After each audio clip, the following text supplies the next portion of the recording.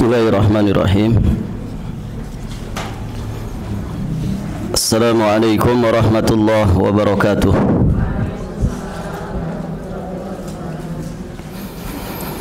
Innal hamdalillah nahmaduhu ta'ala wa nasta'inuhu wa nastaghfiruh wa nastahdihi wa natubu ilaih wa na'udzu billah min syururi anfusina wa sayyiati a'malina. Man yahdihillahu fala mudilla lahu wa man yudlil fala hadiyalah. Asyhadu an la ilaha illallah wahdahu rabbi la syarikalah wa asyhadu anna Muhammadan abduhu wa rasuluh, amma ba'd. Allahumma inna nas'aluka ilman nafi'an wa rizqan tayyiban wa amalan mutaqabbala. Allahumma 'allimna ma yanfa'una wanfa'na bima 'allamtana wa zidna ilman. Para hadirin, akhwat wa ummahat fillah, rahimani wa rahimakumullah. Alhamdulillah, pada hari ini insyaallah ta'ala kita akan melanjutkan pelajaran kita masih di pembahasan bab tentang nazar. Minasyirki an-nadharu li ghairillah, termasuk kesyirikan bernazar untuk selain Allah. Dalil pertama sudah dibahas. Sekarang dalil kedua ya. Qala al-muallif rahimahullahu ta'ala wa qawluhu ta'ala wa ma anfaqtum min nafaqatin aw nadhartum min nadhrin fa inna Allaha ya'lamuhu wa ma lidh-dhalimina min ansar. Apapun yang kamu infakkan dan apapun yang kamu nazarkan, sesungguhnya Allah mengetahuinya. Bagi orang-orang zalim tidak ada satupun penolong dari azab Allah Subhanahu wa ta'ala. Syahid dari ayat ini pada kalimat au nazartum min nazrin, apapun yang engkau nazarkan sesungguhnya Allah mengetahuinya. Kalimat ya'lamuhu, kata pensyarah rahimahullahu ta'ala, ya'lamuhu yang artinya mengetahuinya,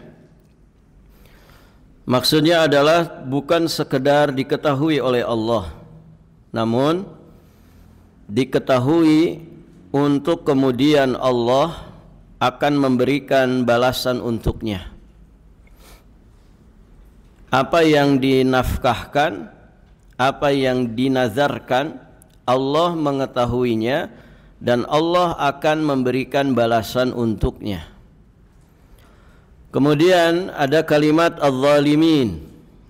Az-zalimin itu jamak dari zalim, bentuk plural dari kata zalim.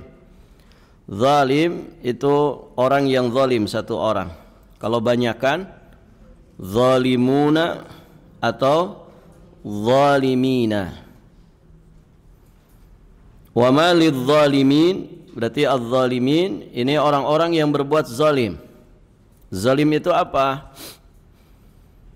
Wad'u syai' fi ghairi mahallih, meletakkan sesuatu bukan pada tempatnya. Nah, itu zalim. Meletakkan sesuatu bukan pada tempatnya.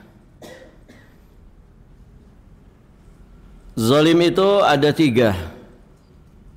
Pertama, zalim yang maknanya kesyirikan, yakni zalim kepada Allah Azza wa Jalla. Kemudian ada zalim kepada orang lain, ada juga zalim terhadap diri sendiri. Jadi tiga zalim itu. Zalim kepada Allah, zalim kepada sesama hamba Allah, kemudian menzalimi diri sendiri. Zalim kepada Allah yakni ketika orang itu merampas hak Allah Subhanahu wa taala untuk diibadahi. Dia sekutukan Allah dengan yang lainnya. Maka Allah menyatakan inna syirka la zulmun azim. Sesungguhnya kesyirikan itu adalah kezaliman yang sangat besar.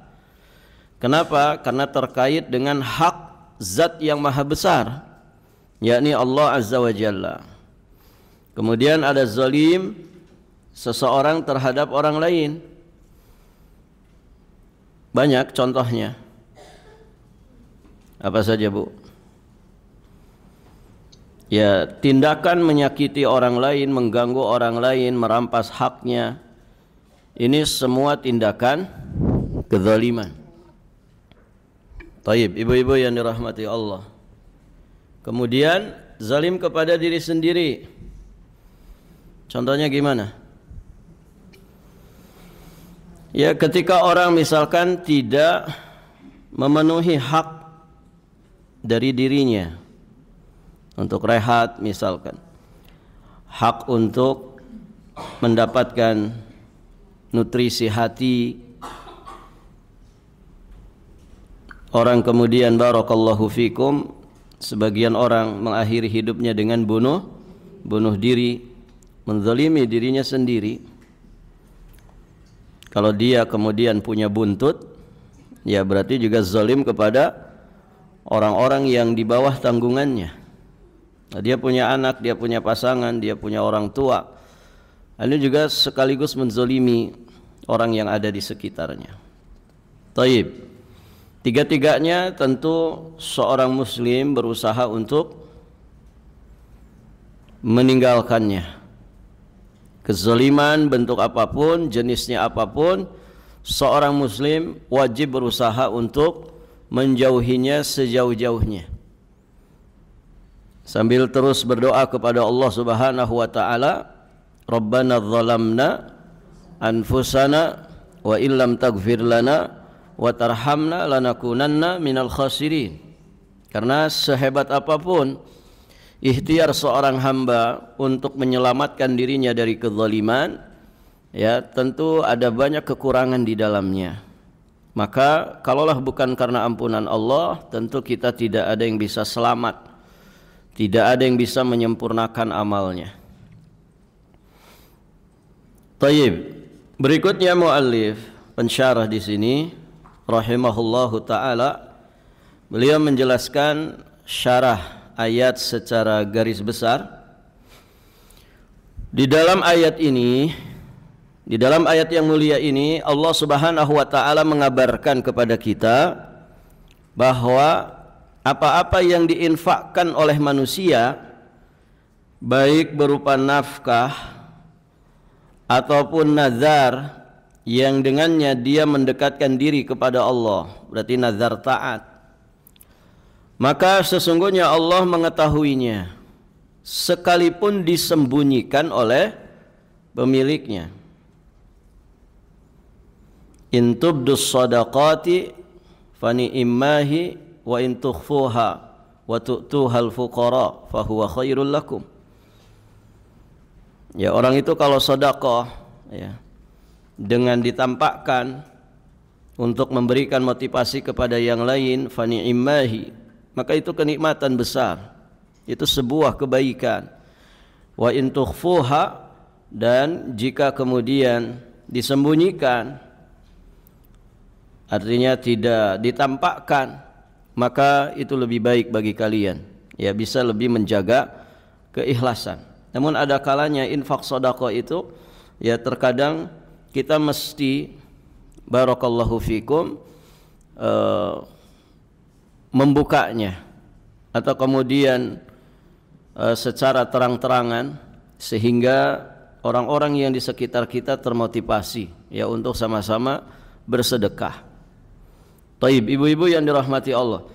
Nah, apakah yang ditampakkan ataukah yang sembunyi-sembunyi, semua itu diketahui Allah Subhanahu wa taala. Dan tidak sekedar Allah mengetahuinya, namun juga Allah akan memberinya balasan karena itu. Allah kemudian memperingatkan manusia dari perbuatan zalim. Karena konteksnya sedang berbicara nafkah, sedang berbicara tentang nazar, maka Allah peringatkan ya manusia dari perbuatan zalim dalam kaitan terkait nafkah dan nazar. Jangan sampai nafkah itu menjerumuskan seseorang ke dalam kezaliman. Nazar juga demikian. Bernazarlah nazar ketaatan, jangan bernazar kemaksiatan. Ya. Taib, ibu-ibu yang dirahmati Allah. Karena orang ya di dalam masalah nafkah bisa saja terjerumus ke dalam kezaliman. Ada enggak ibu orang cari nafkah namun dengan cara kezaliman? Banyak. Nah, orang kayak gitu itu ya jiwanya jiwa sabu'iyah. Sabu' itu buas. Sabu'iyah berarti jiwanya jiwa binatang buas. Apa ibu? Ciri binatang buas itu apa? Ya rakus, ya barakallahu fikum. Orientasinya orientasi mengalahkan orang. Begitu kan? Menghancurkan lawan. Begitu. Ada orang jiwanya jiwa model begitu. Sikut kanan, sikut kiri. Jilat depan, jilat belakang. Kan begitu. Intinya apa? Ya, dia bagaimana mendapatkan sesuatu. Dikenyangkan oleh sesuatu. Taib. Nah ini zalim dalam masalah nafkah. Dia tidak peduli lagi dengan halal dan juga haram. Yang penting dapat, yang penting puas, yang penting banyak. Nah orang kalau jiwanya jiwa binatang buas seperti itu, ya jangan kaget kalau gajinya sudah ratusan juta tetap korupsi. Ya memang di situ orientasi hidupnya. Mungkin bahagianya dia di situ. Ada jiwa binatang ternak, bahimiyah. Ya bahimiyah itu binatang ternak. Ya mirip-mirip saja. Kalau binatang buas ya berarti liar banget, buas banget. Jadi kalau binatang ternak ya yang penting dia dicukupi gitu kan. Apa bu kerjaan binatang ternak? Ada peternak di sini? Kerjaannya apa? Makan, minum, layah-leyeh, rebahan, dikasih makan, dikasih minum, kan begitu. Kawin, ngejar-ngejar betina, ya kan? Ya seputar itu saja. Dia bahagianya kalau dicukupi. Ada orang modelnya begitu. Na'udzubillah. Maka hati-hati ya dengan poin ini nafkah. Seringkali orang itu melampaui batasan, tidak ngerti batasan-batasan di dalam kehidupannya, apalagi batasan-batasan di dalam agamanya.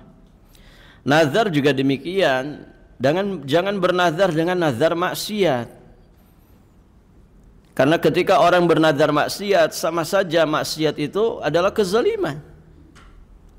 Maksiat itu kezaliman, apapun bentuknya, maksiat itu kezaliman. Mau maksiat kepada Allah, mau maksiat kepada sesama hamba Allah, ataukah maksiat terkait dengan dirinya sendiri. Semuanya kezaliman. Nah, nazar maksiat itu jelas kezaliman.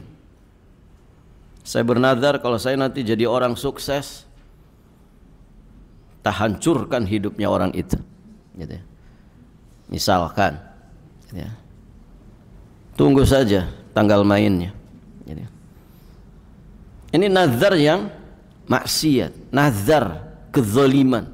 Dia ingin menzalimi orang lain dengan pangkatnya, jabatan, kedudukan, kekuasaan, dengan hartanya. Nas'alullah as-salamah wal afiyah. Taib, ibu-ibu yang dirahmati Allah.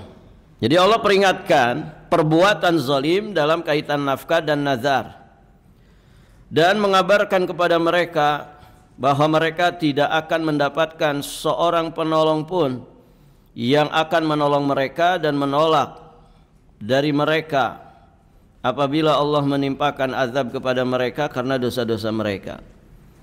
Allah sampaikan bahwa malidzalimin wa malidzilimina min ansar, tidak akan ada seorang pun yang menolong mereka. Artinya mereka terhalang dari syafaat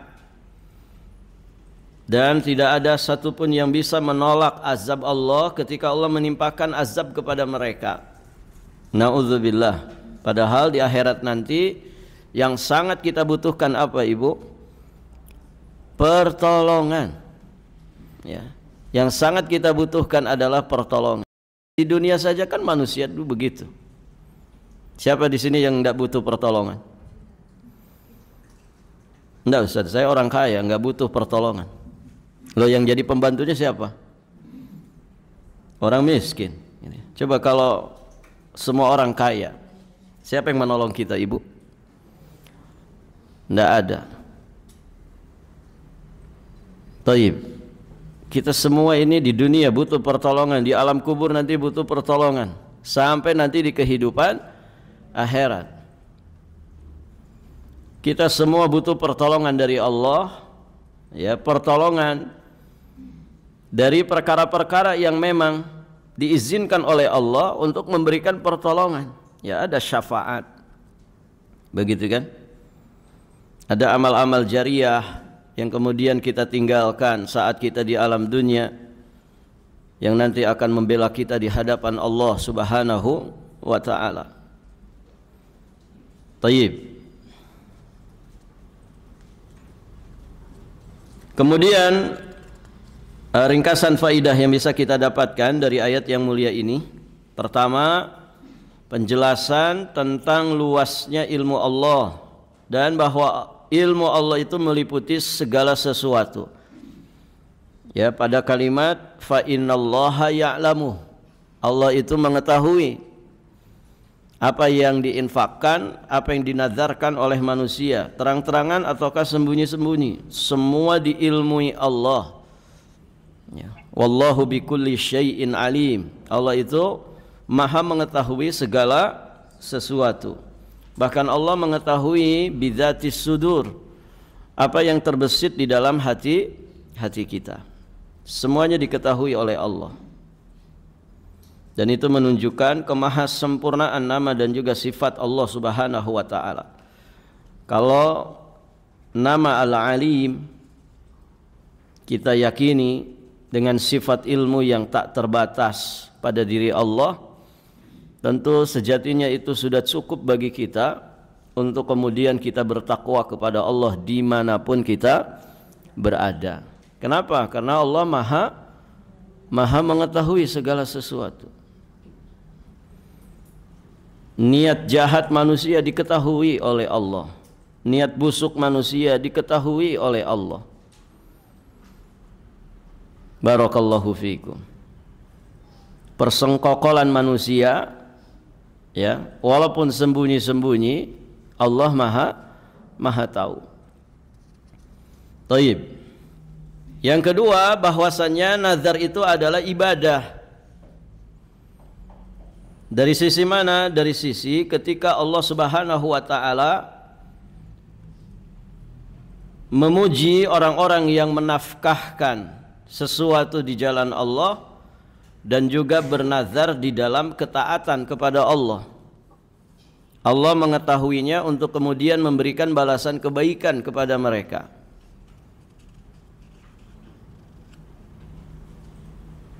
Kemudian haramnya kezaliman dengan segala macamnya, dinafikannya penolong dari orang-orang zalim, menunjukkan bahwa kezaliman itu haram.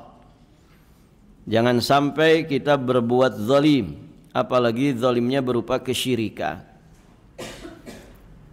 Taib, ibu-ibu yang dirahmati Allah. Ya, kezaliman itu dosa yang mengerikan, ibu ya. Kalau dibawa mati konsekuensinya besar. Syirik itu kalau dibawa mati tidak akan diampuni. Terus zalim kepada sesama manusia kalau dibawa mati tidak akan selesai. Artinya tetap akan diselesaikan di persidangan akhirat. Berat nggak itu? Berat. Makanya Nabi menegaskan adanya orang yang muflis, orang yang bangkrut. Kenapa? Karena pahalanya dipakai bayar hutang kezaliman kepada manusia. Bisa jadi setelah bangkrut dia tertiban tangga beton, gitu ya. Tayyib, ibu-ibu yang dirahmati Allah. Artinya sudah bangkrut, pahalanya habis, sedangkan orang-orang yang dia zalimi masih banyak. Maka karena dia sudah tidak punya sesuatu untuk membayar hutang kezalimannya, stok pahalanya habis, maka dosa orang ditimpakan kepada dirinya. Nah, ini sudah jatuh tertiban tangga. Tayyib, ibu-ibu yang dirahmati Allah. Hubungan ayat ini dengan judul bab. Apa judul babnya?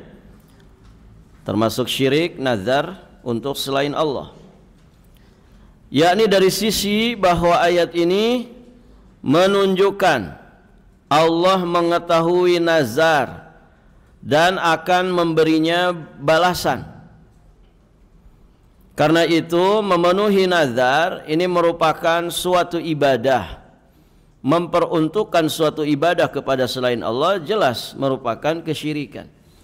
Jadi ketika ada pernyataan orang yang nazar itu Allah ketahui untuk kemudian diberi balasan, maka menunjukkan berarti menunaikan nazar itu ibadah.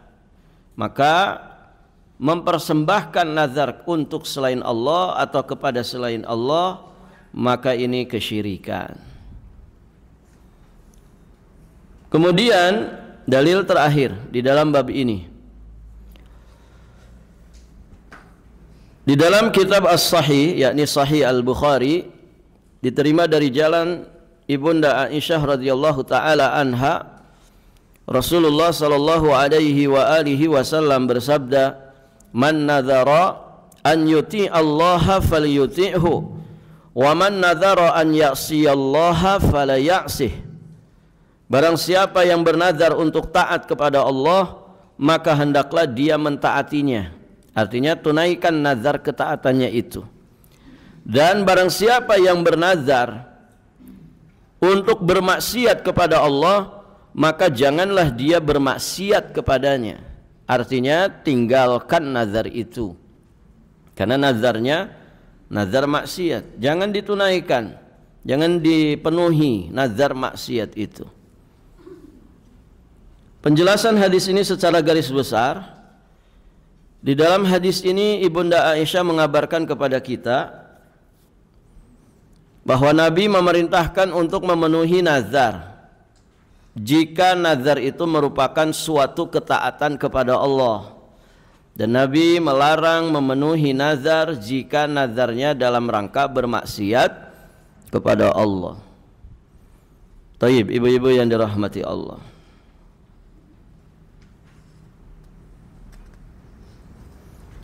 Pelajaran yang bisa kita dapatkan jelas ya.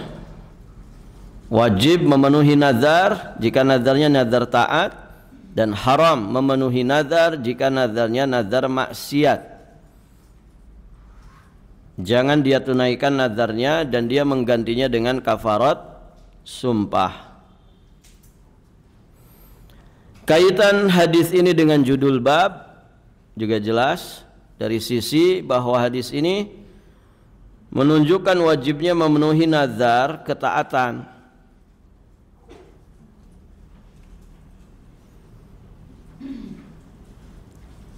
Berarti nazar itu ibadah, sehingga memperuntukkan ibadah untuk selain Allah ini merupakan kesyirikan. Taib, ibu-ibu yang dirahmati Allah. Alhamdulillah bab ini sudah selesai. Insyaallah ta'ala nanti kita lanjutkan di bab ke-12 berkaitan dengan isti'adzah. berkaitan dengan isti'adzah. Baik, ibu-ibu, sampai di sini saja. Alhamdulillah, apa yang kita pelajari semoga menjadi ilmu nafi dan semoga membuahkan amal yang saleh dan ketakwaan kepada Allah Subhanahu wa taala. Amin Allahumma ya rabbal alamin. Hadanallahu wa iyyakum ajmain wallahul muwaffiq ila aqwamit thariq. Subhanakallahumma wa bihamdik asyhadu an la ilaha illa anta astaghfiruka wa atubu ilaik. Assalamualaikum warahmatullahi wabarakatuh.